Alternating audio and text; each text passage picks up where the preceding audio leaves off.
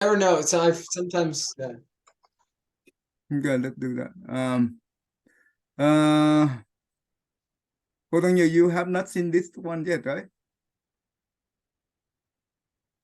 I have not seen this model, but I think we've spoken about it before. But I do not remember talking about the karma where you had mentioned 38 weeks. So I assume that each week the development of the fetus and which happens per week. So that part I do not, I'm not familiar with. Yeah, because I teach this a lot to the kids as well. This is in Buddhism. There is a subject called consciousness only. That means it's in that subject we learn a lot about this thing, how the mind works, and we also learn about after the person passed away and the alaya consciousness. This is the storehouse, or we call the storage, right? It store everything from what we take from outside in here, right? And this is when the person die, right?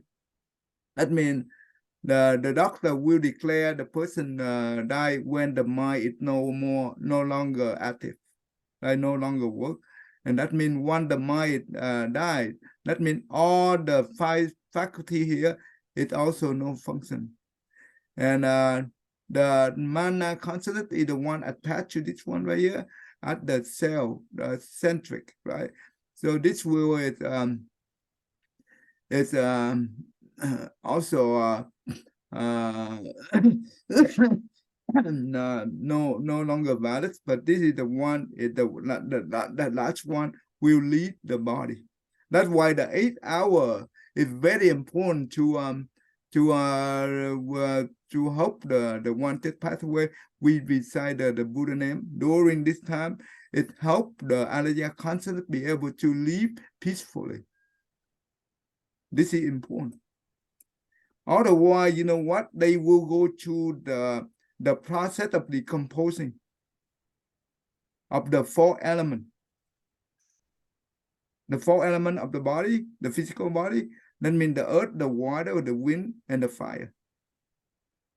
And you know what?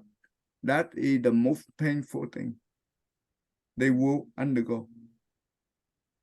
And that's very scary for the one who passed away. And you see the people who get sick, right? You see the pain they already get due to the imbalance of the four elements.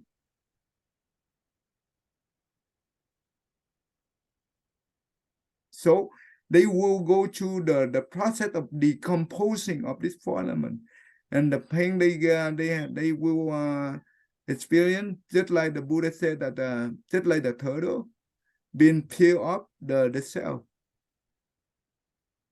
Oh, that really pain. Yeah. So if we know someone that passed away, we just help them to recite the Buddha name. Because the power of the Buddha name will calm them down.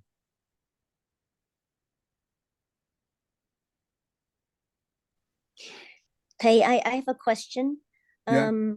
For the people who are your loved ones, and when they pass, you also want to make their transition as painless and as peaceful as possible.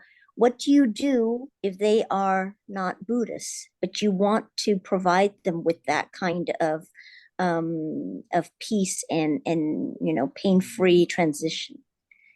Is it acceptable to recite within yourself on their behalf? Yeah, you can do that. But also, you know what? The most important is we respect their religion. Yes. Doesn't matter what religion they are. If we come to them for their religion, it's okay. If they believe in God, you just say that, okay, just hold on to your faith. And just like whatever, every day you praying for God, yeah, just go ahead, have a strong faith to your God. The more they have faith into it, something, they can hold on to it. Due to that power, they will. The painful here is when we attach to the body.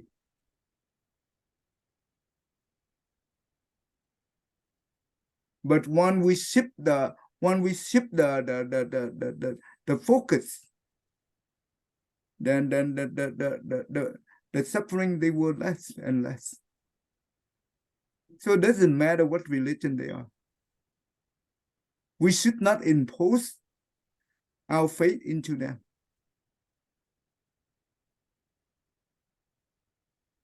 Does that make sense?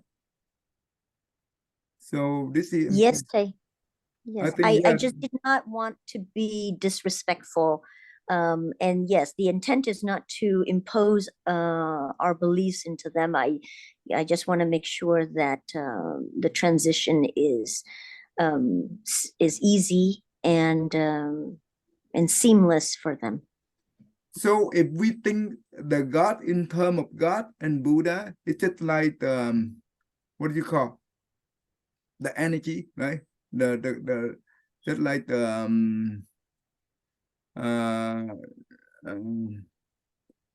form of energy, the form of the light.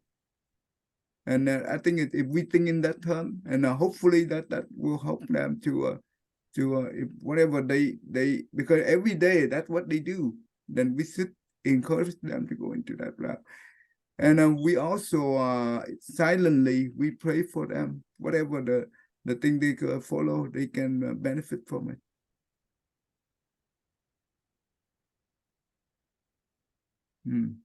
Oh, you bring up very good point. Okay, so okay, let me walk you through this model here, because I teach this so many years. So I just want to walk you through so you understand from this. So usually, right, when we let's say that when our eyes see a picture, right, a form can be a flower, a person, or whatever the visual object. So when our eyes see a flower, our eye do not know this is the flower directly. No, they have no knowledge about that. The same thing with the medical view. So basically, what does that mean in the medical view? So the central nervous system, right? We have the brain, and the brain we have the spinal cord. That means that spinal cord is the one that holding the column of the nerve, right? All the nerve will connect to the brain, and all that nerve will run through the back of our bone, right? Backbone, and it will connect to our entire body. Which is control, that means the brain, the mind will control the entire body movement, sensation, whatever. That means the mind, the brain is the most important. So that means when we see a flower, what does that mean? This is just like the eye will just like a camera, we take a picture of the flower and become the image, and it will transform the image into the brain, to the nerve, right? To the nerve. And inside the brain, for the medical view, they have a function to convert the object into the sight, so we can see, so we can distinguish. Is that true, William? Yes, yeah, I'd say that's really well said. Yeah.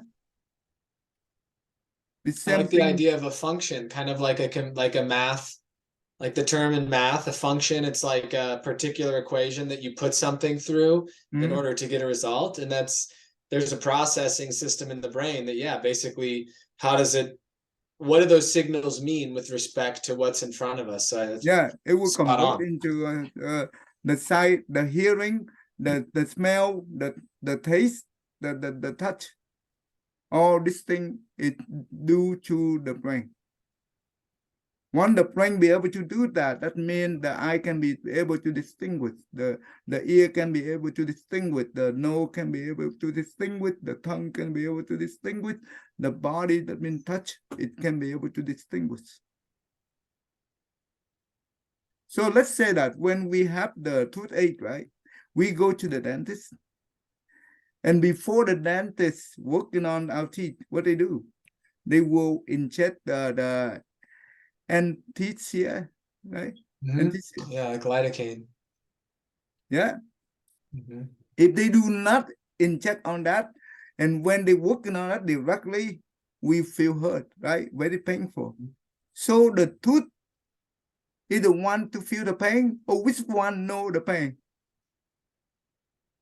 The tooth know the pain, or which one know the pain? I mean, there's nothing that we can clearly point out as a thing that knows the pain.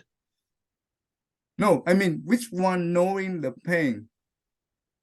That when yeah, I think I know what you mean. Like, yeah, who like same thing as like who would hear the sound or who would know the pain? Well, if I look inwardly for, who like who's the knower, who hears, who am I? There's ultimately No. I nothing, mean, I'm talking about nothing this. there. I'm talking about this. Oh, you're saying the brain would know the pain. Yeah. The brain would know the pain. Okay. I thought you were talking about ultimately like the nature of self. No, I'm not talking about the other thing. I'm talking about the brain is the one knowing the pain, not the tooth, not the gum, or not whatever, right? And that's why when the dentist inject the anesthesia, what did that mean? It means it numb what? Numb the nerve. That means no signal come from the brain. Therefore, we don't feel any pain. We feel the numb, but we don't feel the pain. But when the numb gone, the pain come. Right? Right. Yeah.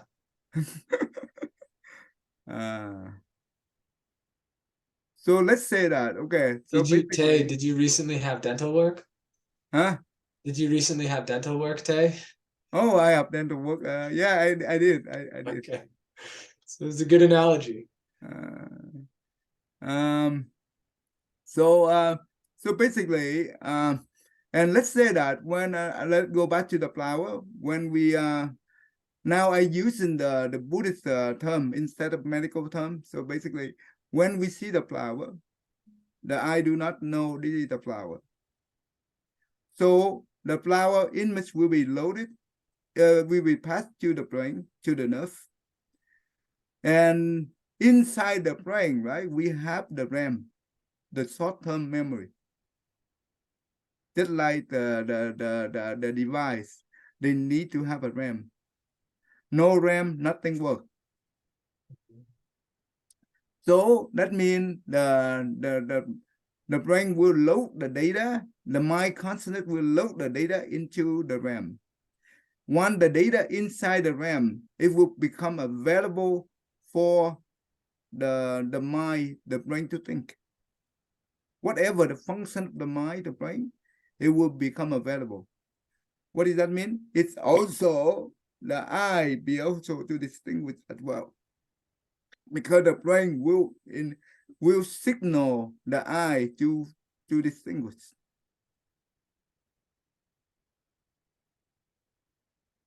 Okay, let's say that we never see this flower before. No, let me take it back. Let's say that we haven't seen these flowers often, but we see this flower sometime in the past, or we read it somewhere, right? That means, let's say that all the things that you read about this flower, or it will pass in here and it will come into the storage, become the knowledge. Once the flower in here, many questions come up. Oh, what is this flower? Right? It becomes the inquiry, right? It will, the mana consciousness is the self-centric. This is also related to the emotion, the feeling. The self-delusion, let me give you briefly description so you understand. Self-delusion, that means we attach to the 5 aggregate, right? Let me let's see. The 5, okay, hold on. 5 aggregate or 5 scalar, right? It means form, feeling, perception, mental. Oh, today I teach the kid about the mental formation, which is very important and consistent. This right here, the form is the physical body, our physical body. From the feeling to the consciousness, this is represent for the mind, right? For the mental. So we attach to this thing at the cell because we do not aware of the impermanence of each thing, each one of this, right? Therefore, we attach to at a cell. This is what we call cell delusion. Why is that? Because when things happen, because this thing is changed, we're impermanent. When we get old, right? When we get sick or whatever, we suffer due to our attachment. If we have less attachment, we will be less suffer.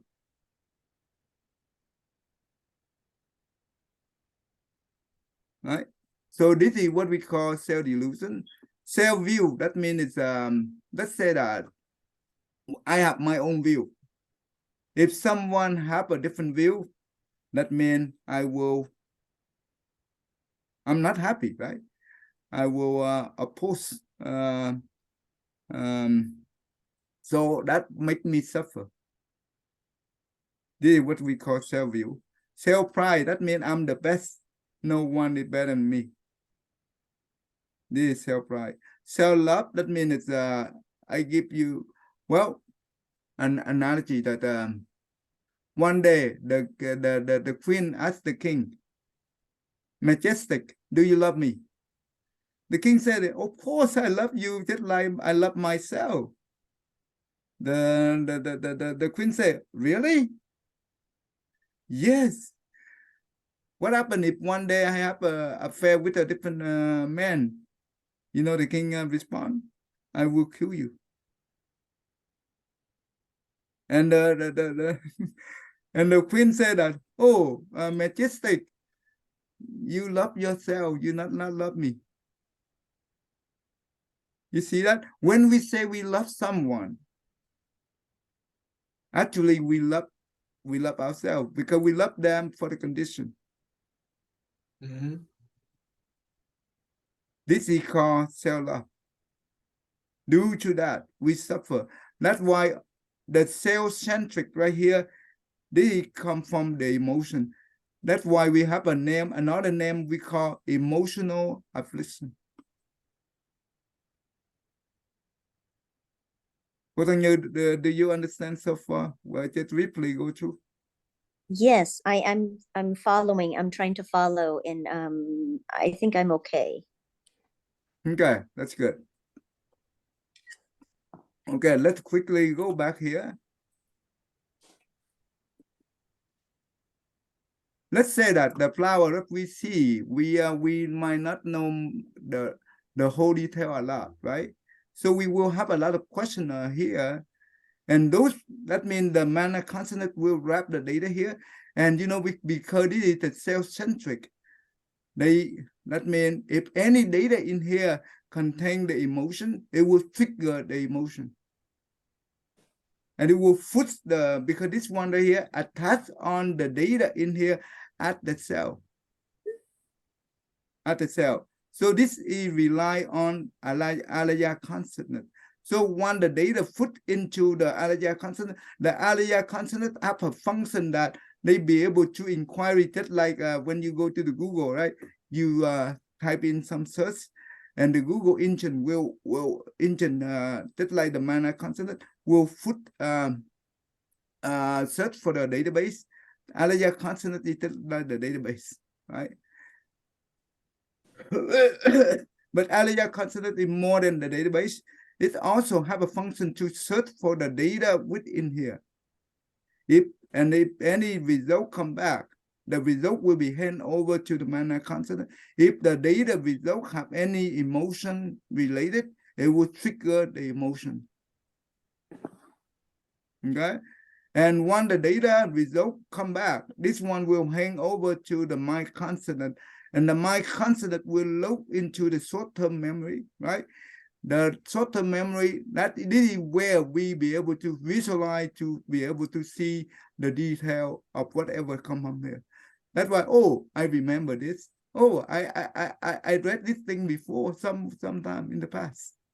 Oh, okay. So those things, it happened.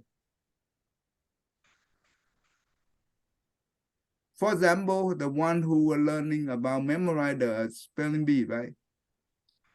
So they keep memorize, and those are the information they memorize. They become the knowledge to become the data in here. And later on, they go to the contest, right? So when the what do you call the judge, right? The judge or the contestant judge, right? I don't know, what do they call? Yeah, judge and contestant. Definitely. Okay, contestant judge. It will give the word to the contestant, and you know what? He tried to figure out, oh, quickly. That means the data come from here. It will arrive and it will put into here some kind of information that he be able to respond quickly.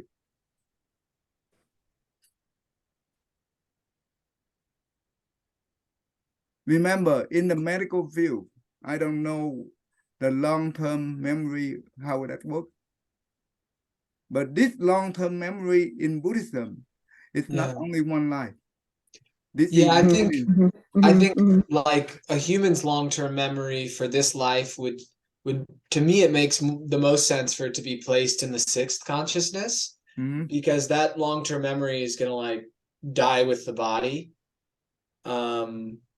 The alaya, the way you describe the alaya, it seems like that's way beyond what we're doing in our brain to store memory, because like our memories in our brain are encoded in a region of the brain, the hippocampus. And so it's like they actually, our memories have a physical reality of nerves, and the alaya consciousness doesn't seem to rely upon some sort of physical, right, like writing down of information. because this is not like, a physical. Yeah. This is not a physical. Yeah. How I like, is there any conception of how that information is stored? Like, so let's say I punch somebody in the face. You know, I'm angry at someone and I punch him in the face. I've never done that. But let's just say that happened.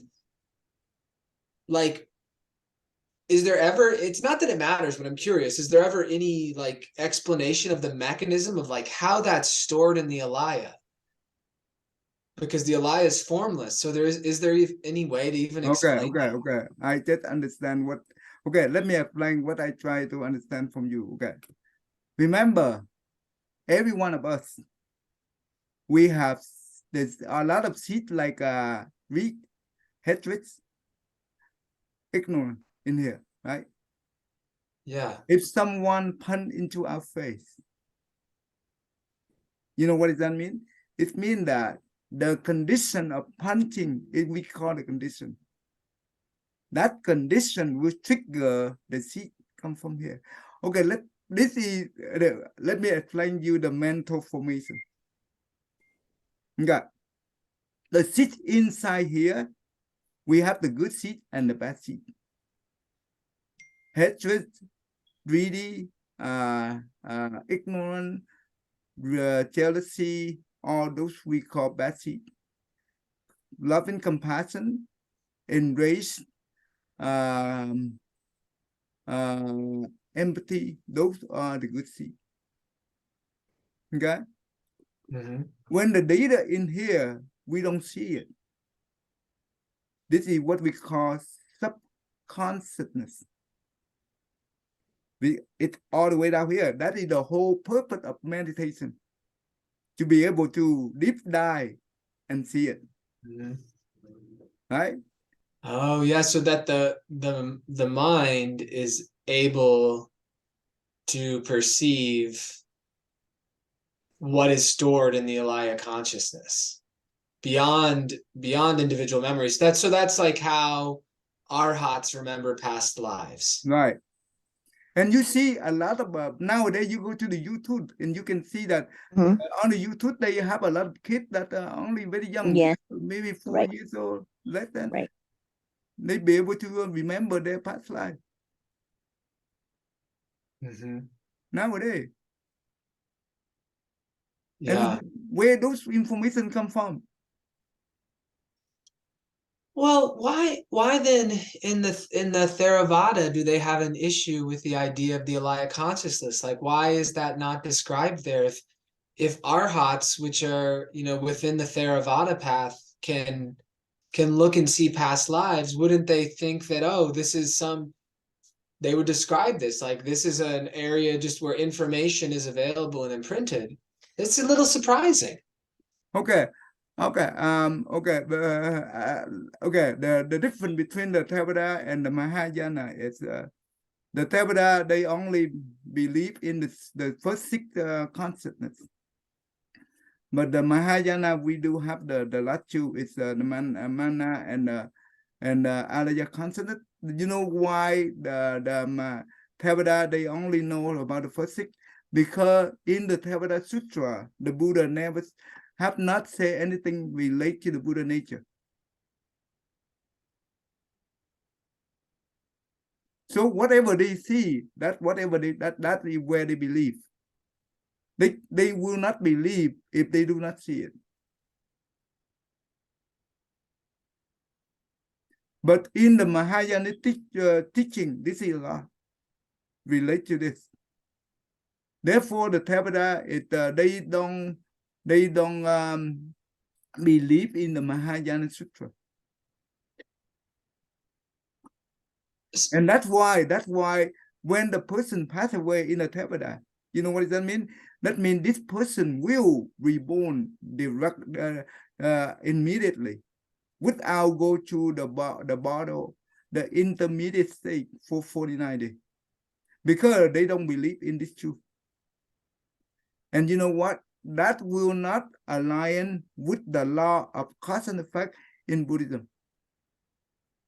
Mm. You know why? Because the law of cause and effect in Buddhism, we have three components: the cause, the condition, and the effect. But the condition is the most important.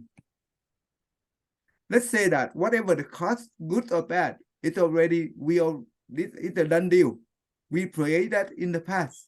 We cannot change it directly. But the condition is the one that we are working on right now. We can be able to change it. The cause plus the condition produce the effect. So the bad cause doesn't mean that we go to the bad effect. The good cause doesn't mean that we go to the good effect. It relies on the condition. Let me give you an example. Let's say in the past, if a person do not do any given, very selfish,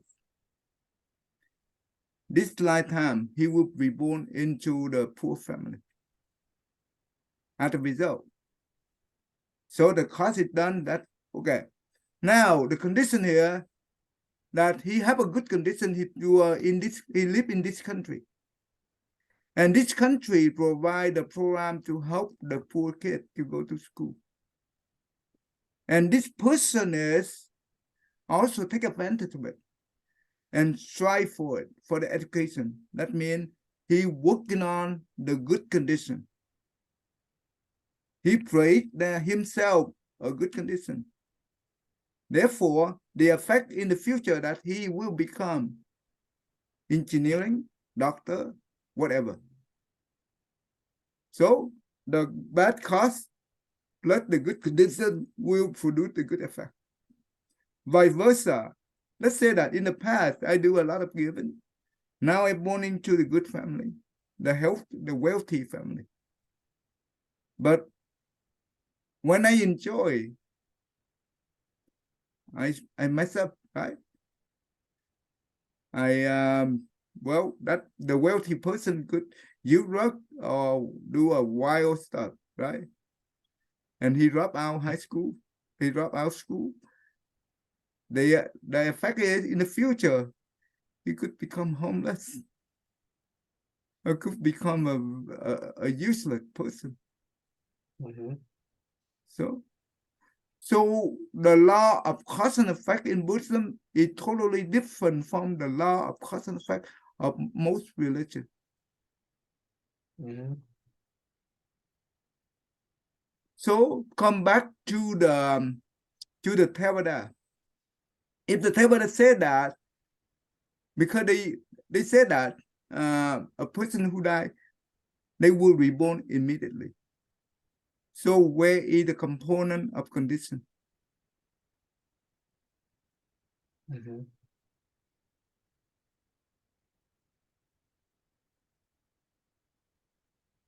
And you know what? When we go to the different world, there are a lot of things that we will scare for the first time, right? Because that will become very strange to us. And we will experience a lot of scary things. And well, it's not easy to go right away. If go right away, why we have a lot of the one who have the spiritual eye, they can see a lot of wandering person who passed away still here. Mhm. They don't go anywhere due to their attachment. The more attachment they have, the less chance they go. It's not easy to go.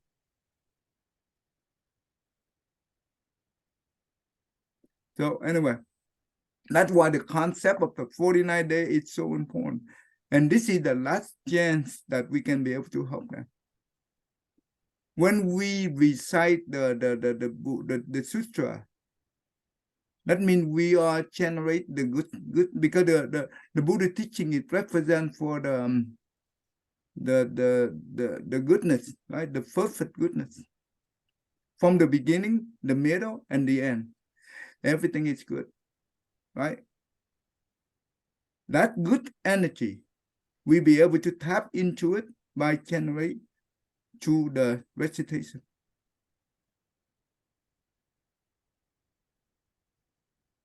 Those energy we generated through the recitation, the one who passed away, they will see the light. And they will follow the light of the wisdom. That will help them peace.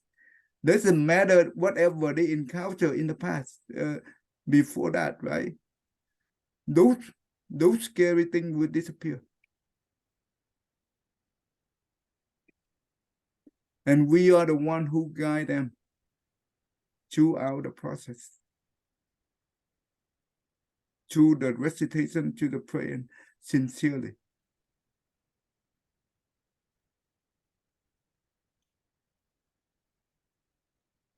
Okay.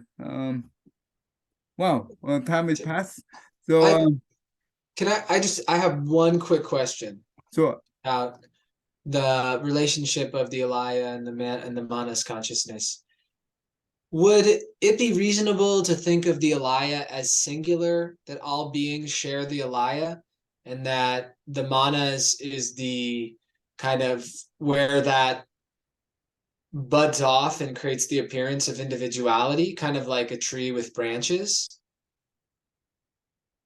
you say Alaya consonant, every being said the same Alaya consonant? Yeah, that's what I was asking, because if it's like, if an arhat can read the previous lives of not just himself or herself, but of another person, it would seem that what he's accessing is the same for everybody. Like, or are there individual alaya consciousnesses? Okay, think about it. All the 8 consonants here, it's just like the stream of consciousness. If you understand in that term, that will be helpful for you. Okay. Stream. The alaya consonant is just like the stream of consciousness. What does it mean? Energy.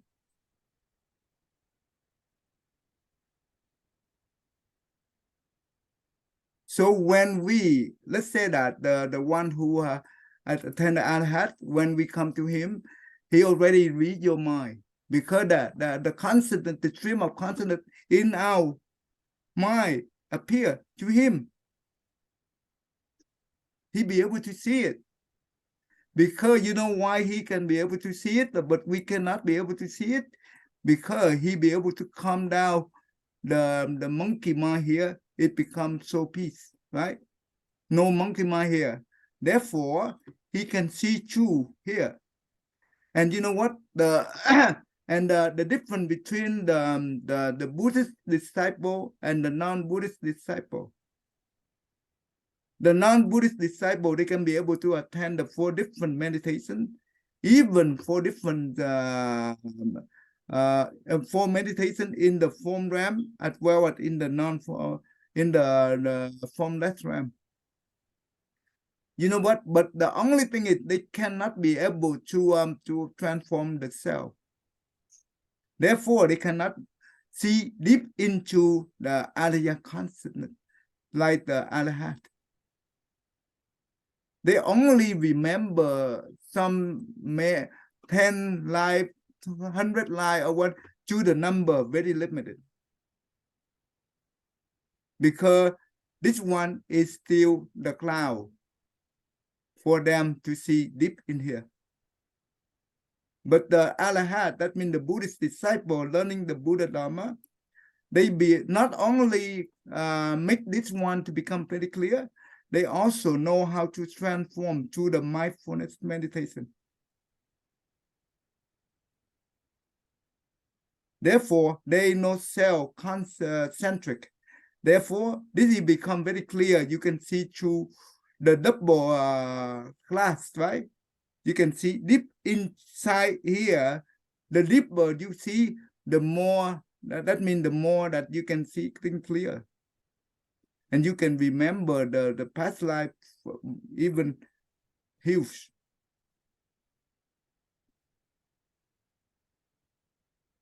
Does that make sense? Yes, Ted. This is important, right? Cô Thăng Như, so you understand this same thing, right? Yes, but I would think that the alaya consciousness would be different for each person, considering the karma seeds of each person is different. In Buddhism, if we say alaya, it's the same or different, it's still okay. Remember, those is still duality. Duality, it means consciousness. Consciousness means 4 thoughts. Therefore, we cannot say it's different or the same. But we can say, one thing we can say here, well, every being be able to access to the alaya consciousness. And therefore, everyone store, well, to make life easier, we can say different. So that's why we have this become the power of the karma for individual. They call the individual karma. That means every one of us needs to clear not only this one, but also this one as well. This is the one we be able to transform it and clear it, we will become a Buddha. The Arhat can only clear this one, and it will frozen this one. Because he cannot be able to generate the bodhicitta to practice the bodhisattva path to benefit the living being. Therefore, this one becomes frozen.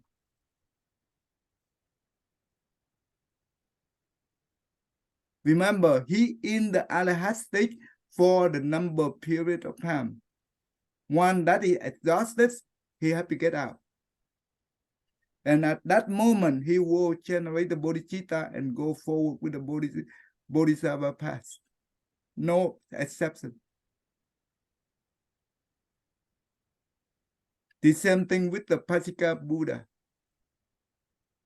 No exception. Everyone eventually will go to the bodhisattva path, because that is the only one path. No other path.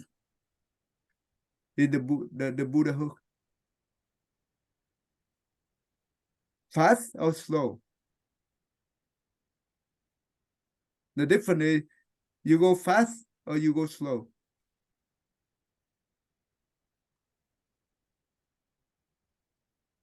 Yeah.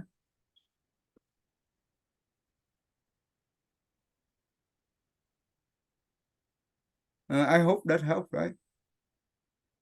Because in the Parinirvana Sutra, that's what the Buddha said.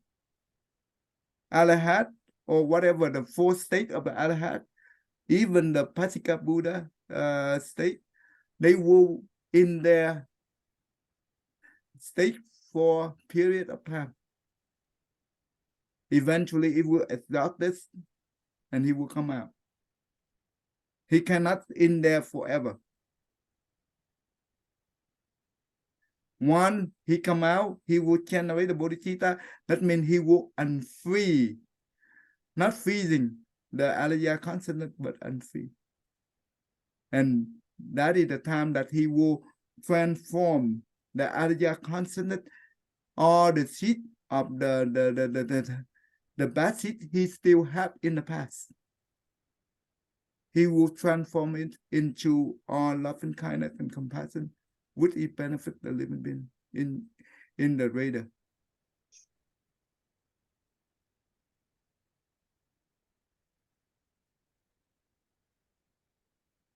I hope that helped, right?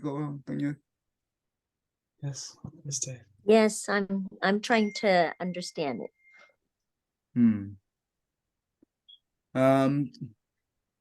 So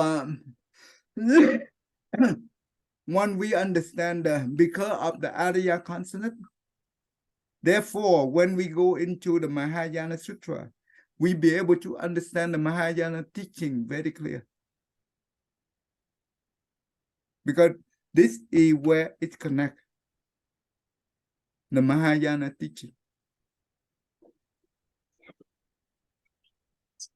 Okay, so we can stop right here, maybe. Maybe next week we come back, right? Yeah, we'll do next week. Okay, hold on. Next week, let's see. Next week is the 23rd. Yeah, it worked, right? Okay. All right, William, go ahead and do this for me, please. Thank you. may every living being, our minds as one and radiant with light, share the fruits of peace with hearts of goodness, luminous and bright. If people hear and see how hands and hearts can find in giving unity, may their minds awake to great compassion, wisdom, and to joy. May kindness find reward. May all who sorrow leave their grief and pain. May this boundless light break the darkness of their endless night. Because our hearts are one, this world of pain turns into paradise. May all become compassionate and wise. May all become compassionate and wise. Yeah, thank you. So next week we will beginning the Adornment Flower Sutra, right? Maybe we can go with the verse only, or maybe we can go with the. I think it the reading in general is better than the verse. I think we can go with the text directly without reading the verse, right? That will cut up the amount of the time a little bit. Because in the Mahayana Sutra, the Buddha teaching always first he will say in the long verse, a long text, and later on he summarized into the verse. So what we do is we can only go with the text at the beginning, and we can skip the verse. That hopefully that cut off the time a little bit. Is that okay with you, Cô Thanh Như? Yes, whatever way is more efficient for you. If we need to, I can just read the verse, on my own. But that's yeah. fine. And you know what? Let me give you the link right now. I